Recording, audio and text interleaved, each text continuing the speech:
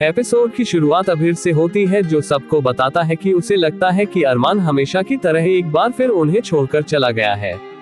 वह कहता है कि अरमान को मुश्किल वक्त में भाग जाने की आदत है। मायरा मासूम और अनजान बनकर अरमान के बारे में पूछती है। इसी बीच गीतांजलि को पता चलता है कि अंशुमान पूकी को ढूंढ रहा है। विद्या गीतांजलि को अरमान के बारे में पूछने के लिए फोन करती है। गीतांजलि उसे बताती है कि अरमान इस समय अस्पताल में है। वह विद्या से कहती है कि वह ये जानकारी मायरा से न छिपाए, क्योंकि वह जानती है कि अगर मायरा को पता चल गया तो उसे संभालना मुश्किल हो जाएगा। हालांकि मायरा को किसी तरह अरमान के अस्पताल में होने की सच्चाई पता चल जाती है। वह बिना कुछ सोचे समझे तुरंत उसे देखने के लिए दौड़ पड़ती है। अभीर, विद्या और कावेरी उसके पीछे पीछे दौड़ते हैं। जैसे ही वे सब अस्पताल की ओर दौड़ते हैं, अभीरा अचानक रुक जाती है। विद्या ये देख लेती है और अभीरा से पूछती है कि वह अरमान से क्यों नहीं मिलने जा रही है। अभीरा शांति से जवाब देती है कि अरमान पहले से ही अपने परिवार के सदस्यों से घिरा होगा। अंशुमान भी अभीरा से पूछता है कि क्या वह अरमान से मिलने जाएगी, लेकिन अभीरा बस इतना कहती है कि अगर मायरा के बारे में कोई अपडेट हो तो उसे फोन कर दे।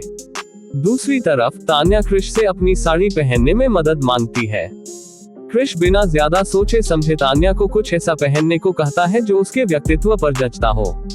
तान्या को अपमान महसूस होता है और वह अपने डिजाइनर पर गुस्सा हो जाती है, क्योंकि उसने उसकी साड़ी में पर्याप्त कपड़ा नहीं डाला है। वह तुरंत उन्हें बुलाती है और इस साड़ी की जगह एक अच्छी फुल लेंथ साड़ी की मांग करती है।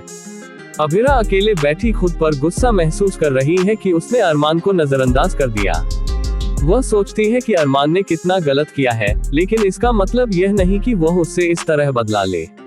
इस बीच काजल और संजय चारू के अचानक गायब होने से चिंतित हैं।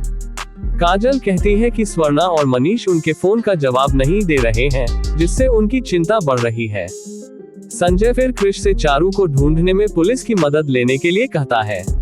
कियारा अभीर को एक संदेश भेजती है।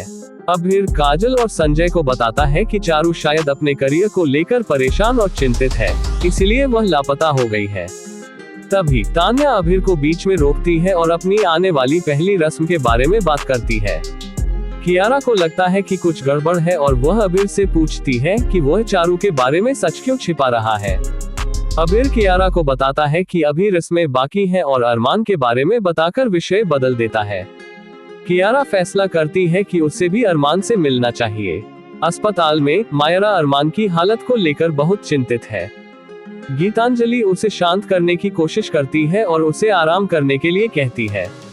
मायरा जानना चाहती है कि अरमान कब होश में आएगा। विद्या मायरा से घर लौटने के लिए कहती है, लेकिन मायरा उसे अकेला छोड़ने से इनकार कर देती है। गीतांजलि मायरा से कहती है कि उसे शाम को घर वापस जाना होगा। जब नज हस्ताक्षर करने के लिए कागज लेकर आती है तो विद्या और गीतांजलि दोनों अपने हाथ ऊपर उठाती हैं। नज कहती है कि केवल अरमान के सबसे करीबी रिश्तेदार को ही हस्ताक्षर करने चाहिए। विद्या खुद कागजों पर हस्ताक्षर करने का फैसला करती है। बाद में तान्या रसोई में खीर बनाने का फैसला करती है। वह बहुत बड़ी गंदगी फैला देती है। मनीषा और काजल उसे बचाने आती हैं और सफाई में मदद करती हैं। तान्या मजाक में कहती है कि शायद वह ऐसी मुसीबत खड़ी करने वाली पहली बहू होगी, लेकिन मनीषा को अभीरा की याद आती है। तान्या को ये बात बुरी लगती है। अंत में अभीरा को अरमान की बहुत चिंता होती है। अंशुमान उसे अरमान से मिलने जाने के लिए प्रोत्साहित करता है। गीतांजलि और मायरा माउंट आबू लौटने की बात करती है।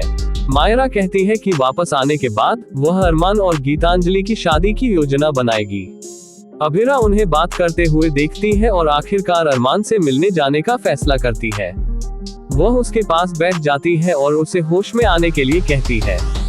नज अभीरा से कहती है कि कोई नहीं जानता कि अरमान को होश में आने में कितना समय लगेगा।